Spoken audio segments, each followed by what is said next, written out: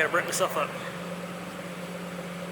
So I know it's been a while, and we haven't done this in quite some time. I actually haven't been to one of these events in a while, but this is the PSI meet, and it's their monthly January 2018 meet, and I'm gonna walk around some, so film some stuff.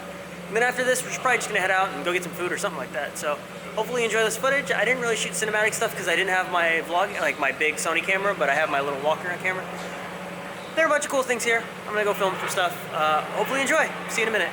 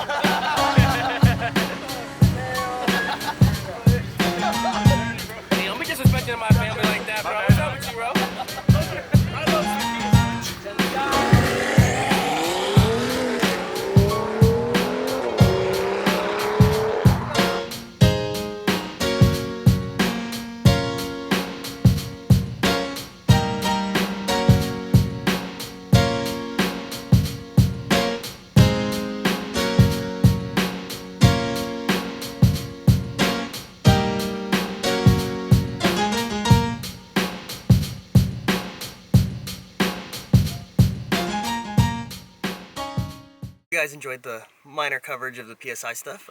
It wasn't nothing too crazy. I didn't want to bring out the big camera. I've already filmed that meet a bunch of times. It's kind of the same people that always go to it. But I did shoot an Instagram story, and hopefully my pictures kind of came out cool, because I really did put some effort into all of that stuff.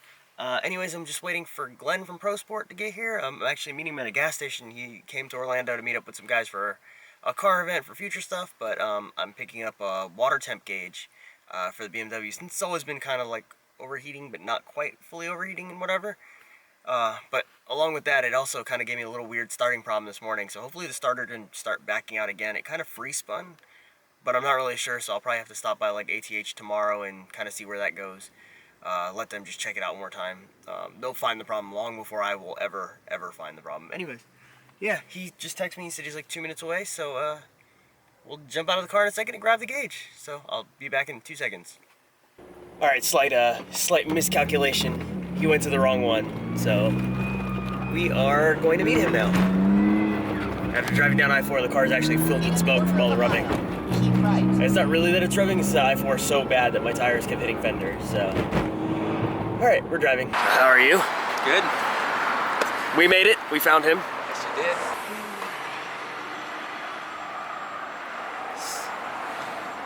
It's gonna be nice. All right, so we got the gauge and everything all picked up, and now I'm gonna get a haircut. I just need to, get rid of all this right now, and then I'm gonna do the install. I'm gonna do an unboxing in a minute and all that stuff. I need to go buy some Teflon tape real quick. I think I'm gonna cut the top hose. I'm not really sure. I'll talk to you a little bit more about it when I start on it, but all right, let me go get a haircut. All right, I'm back. Got a nice little haircut, cleaned up, I'm gonna do the unboxing really quickly of the ProSport gauge, which is right here. And I also have this, which is what I'm going to splice in for the fitting. I got some Teflon tape around here. I'm going to do that. I stopped at like an AutoZone on the way home. It's my green screen. I'm not going to like put any crazy backgrounds in or anything like that. But alright, let me do this unboxing real quick. Alright, so this is the JDM Series gauge, which is like new. It's got the new packaging from 2017. ProSport stuff. I have the Evo Series gauges in my other car. My Evo. And this is going in the E46. Gotta get this out. So there's the gauge. Huh, washing machine just went off.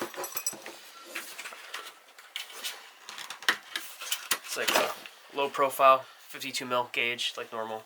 Little screen on top. It's got a digital display on it as well. Grab this out real quick. Okay. Oh, it's a nice new box. I haven't seen these. It's the gauge pod, which is like part of the front face. I think I'm just going to double-sided tape it in, honestly. Oh, it's got a mounting pod too. Sick! I wasn't sure how I was going to mount it.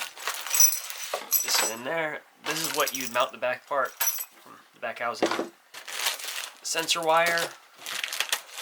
This is the sensor. And this is what screws into this. And there's a sticker in here. Let me open this all out really quickly.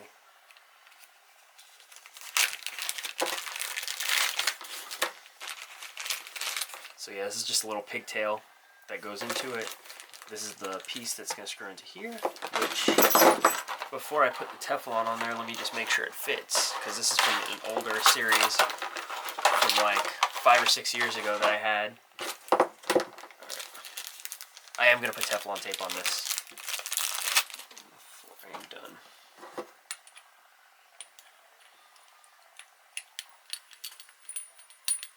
Yep, it fits perfectly. So that's that, and literally, if you want to look in there, you can see it inside. I'm going to put this Teflon tape right here on this to just seal the bead, or seal the threads. But that's it for the sensor. So what I'm going to do is I'm going to clip the top part of the coolant hose, which is going into the catch can or whatever, or the little expansion tank. That way I think it'll probably do best, because from what I was told, if you do it on the bottom side, you're getting cold coolant that's passing through the radiator. Do it on the top side, you're getting hot coolant, and that's what you want to measure. Most people do it directly into the thermostat housing, which is what I had done on my Evo. So, anyways, yeah, that's pretty much it. And this is the wire that you run from one side to the next. This plugs into here, and then I'm assuming that's what that is. Nothing too crazy. Alright, so let's go install this. Alright, good times. Let me Teflon tape this real quick, and then I'll take it outside and I'll use a wrench on it, but let me find this. Alright.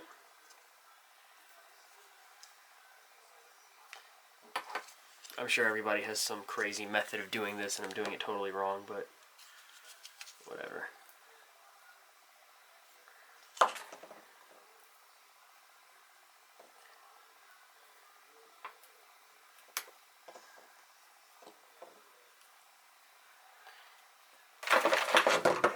I've never seen anybody use scissors on this either, but for the sake of being professional, okay?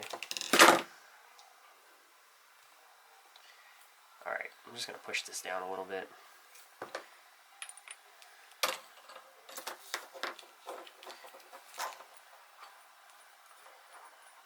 Alright, I'm going to screw this down, and then I'm going to take a wrench to it after, just to make sure it's like extremely tight. So now I'm outside. I put the thing in kind of most of the way, and I got a 14 mil. That's what it looks like for this. I'm just going to tighten it down so it's like in there real good.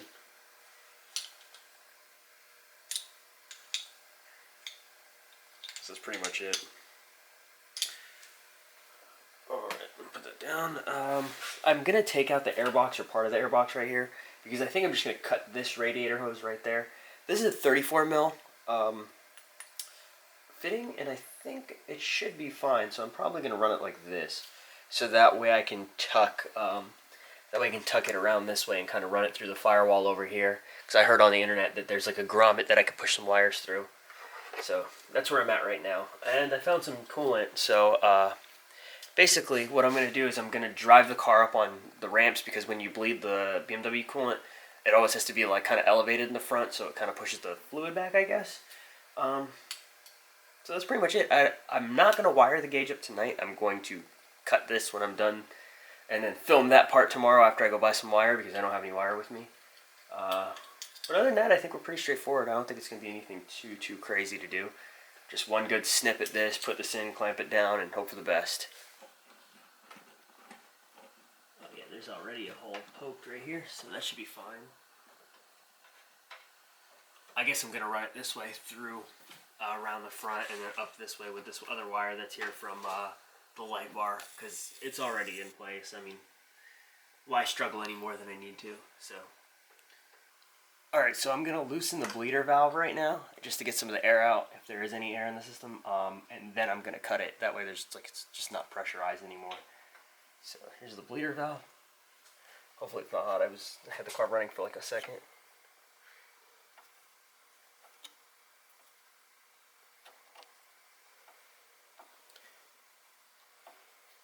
See that light? Yep, it's leaking a little bit of coolant, so that means it did pressurize the system. Alright, cool. My goal right now is to put this right here.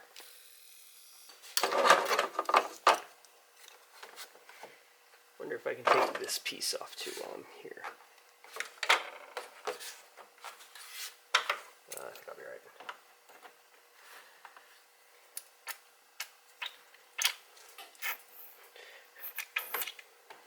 Here goes nothing. Let me aim the light a little bit better so I can see. I'm sure there's better ways to do this, but YOLO.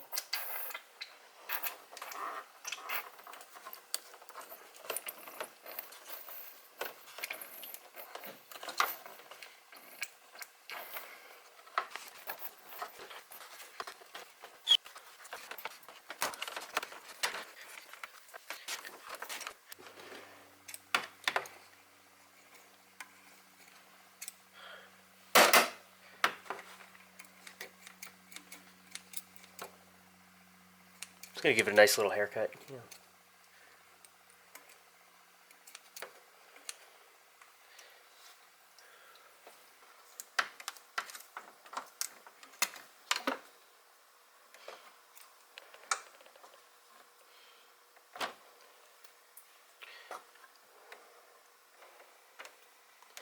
Just trying to clean it up a little bit.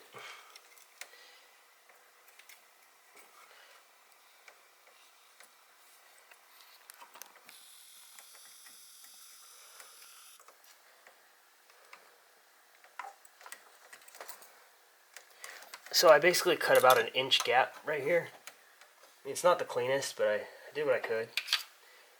Here's the two clamps that came with the ProSport piece. This wasn't included with the gauge, by the way. It was just, I just had it from before for my other one. So I'm gonna push this in here. Hopefully it goes in and sits clean.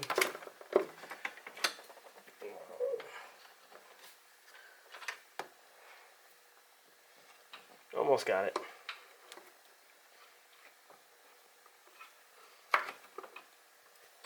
Hey, gotta move this thing out of the way a little more.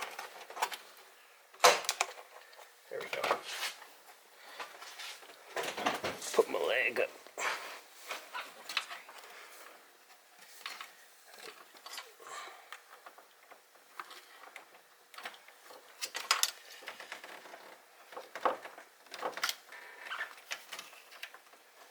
There we go. Alright. We are good. We got it. It's in place. There's room to clamp. Alright, I'll move the clamps down now into place. I am going to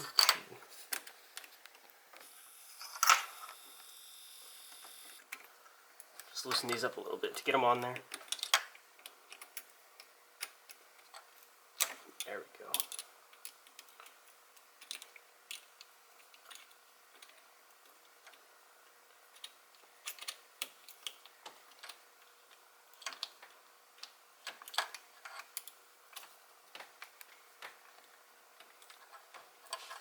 Alright, there's one.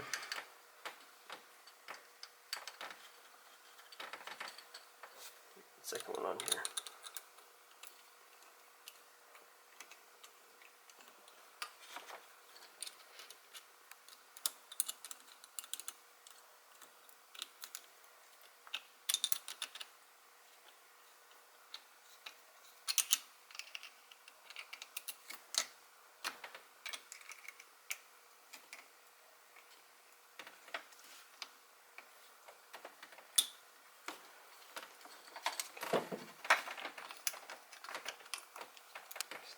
Double check both of them, make sure they're real tight, you know.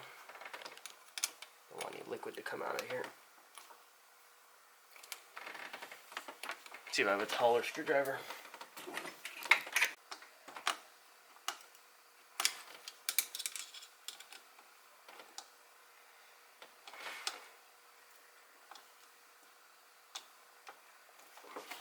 Alright, now it's real good. It's real tight, real good. Nice and solid. Everything's pretty clean, I think. I don't think I did too bad of a job. Alright, that's there. I am going to start pouring coolant back in the system because obviously we lost a lot of coolant just now, more than I actually thought I was going to lose. So once I start getting that through, I'm going to blade the system and then I'm going to start running the wires. fancy blue BMW coolant. So here's the wire. Basically, I'm just gonna run it along this, and I'm gonna zip tie it. There's a bunch of little spots that I feel like I can zip tie it to. And I have my colorful zip ties right here. Hopefully, it doesn't look too bad. This is a drift car, so what is it without zip ties, right? All right, so it only goes in one way. All right, there's that. It's clipped in. All right. So I'm gonna run it like this. I'm going to actually run it on top of the fan because I think that'll stop. Just in case the radiator gets too hot, I don't want it to burn up.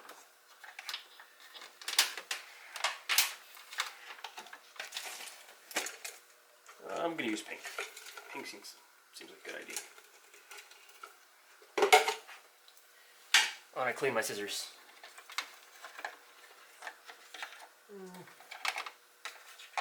I'll zip tie the first part to this other zip tie. I lost the zip tie. Dang.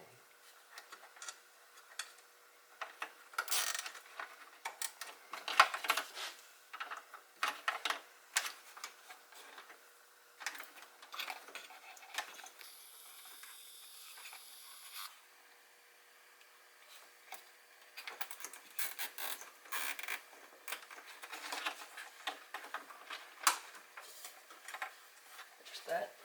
This one real quick. I think this one's pretty good. And this one's fine.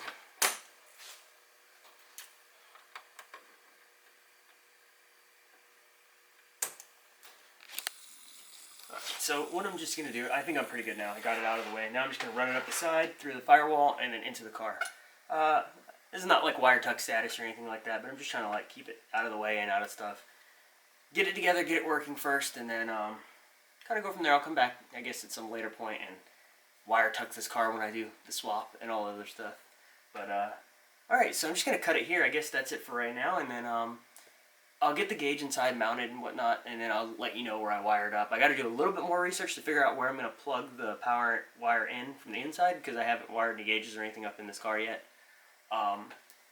But I'm thinking maybe the radio fuse. That's kind of where we've all just done it before in other cars. So figure it out in a second, and I guess I'll cut back to this tomorrow when I'm back to working on it. So I totally meant to finish wiring the gauge thing, but Marco posted online that they're doing International Drift Anonymous Boys something whatever new drift page on Facebook meet at Ace Cafe. So we rolled out here. We're late too.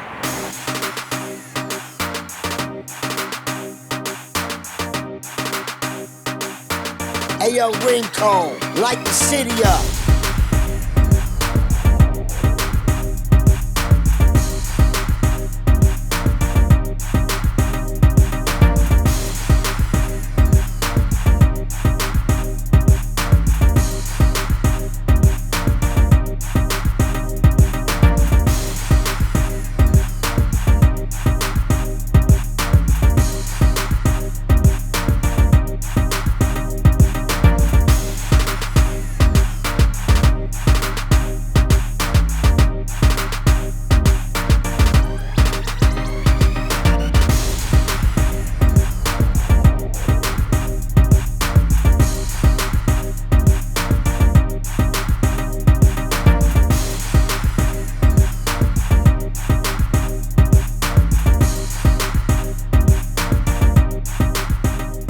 Okay, so there's only like a minute of footage left on the camera memory card because I was filming the other stuff from earlier.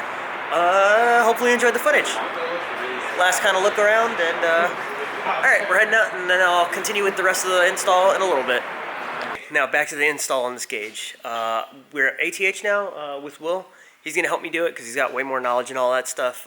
We went and just bought spade connectors from Advance, so that way we can just like clip the wires instead of having to cut, strip, re-put together, whatever. He's got a better idea of where we're going to tap into, so I'm going to have him help me do this. So, alright. This is the finished product of what I had done before. So there's the sensor, there's the wire, and it loops under all of this, goes this way, around, and then in through that. So, are we going to run it to the cigarette lighter? Well, I'm gonna get the ground probably here, it'd be easier.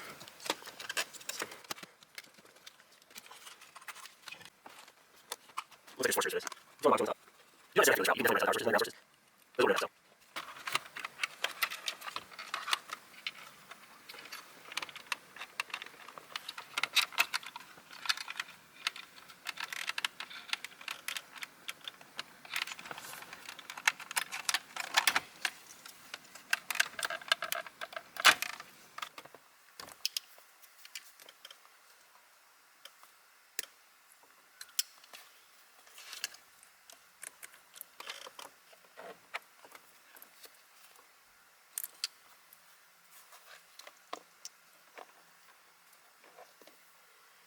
Yep. So the brown wire is the ground.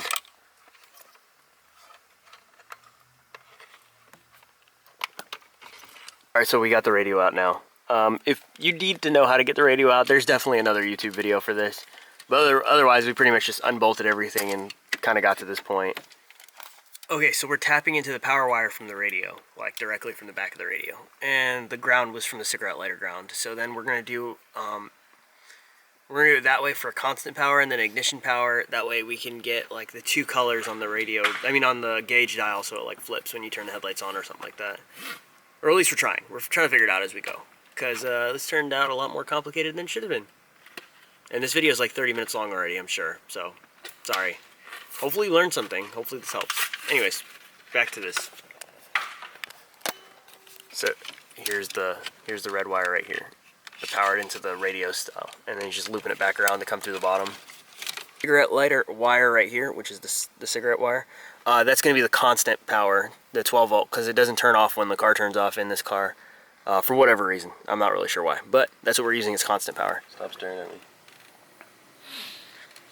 So we pull the light switch out, and we're trying to figure out if there's a wire that we can run for a switch between the light switch and the gauge so that we can turn a gauge on to turn the colors.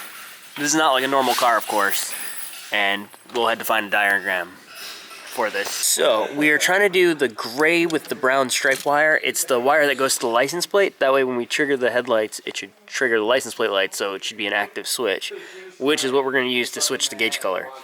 We've tried a couple other things before and it didn't really work, so this is kind of our like 4th or 5th attempt. I didn't include the other stuff in the video because it doesn't make sense to include failures in me trying to give you a how-to. Alright, so I'm back at the house. We got all the stuff all situated right here. All the wires are all out of the dash that we ran through everything and all that stuff. So I have the pigtail here. This is what I need to connect right now. I'm going to do all the wiring really, really quickly. So basically the red wire is the power wire, the black wire is the ground, the white wire is the 12 volt ignition wire, and the orange wire is what you would use to the headlights, which is what we ran that way. So when you flip the switch on, they switch colors. That was like that grayish colored wire, I believe, over on the other side. Anyways, I'm going to wire this up real quick, and then I'll show you where I'm at. Okay, so I just got everything all wired up, and I just pushed the wires in, kind of tucked them in place. Here we are right here.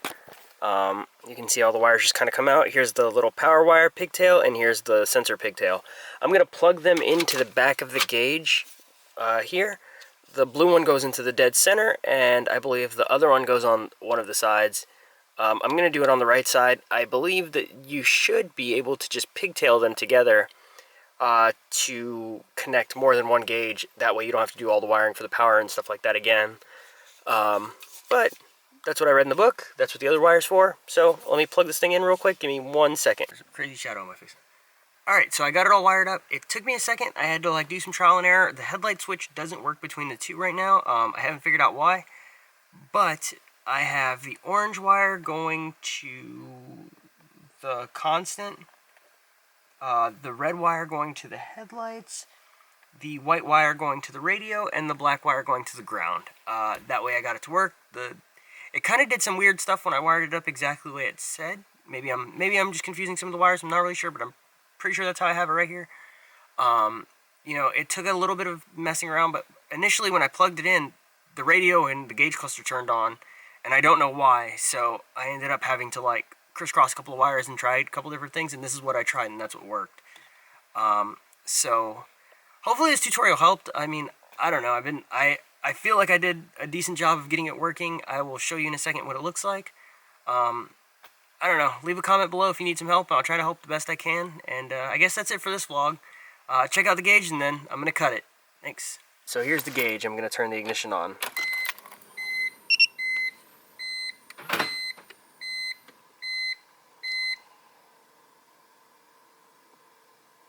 Alright, so this is with the white color, and there's the digital readout and everything. And there's a little button on the dial, like on the middle of it right here. You can touch it and it'll turn orange. So you can go between the two colors. That's pretty much all I have figured out so far, but hopefully you enjoy this, and thank you again for watching. Let me know what you think. See you guys.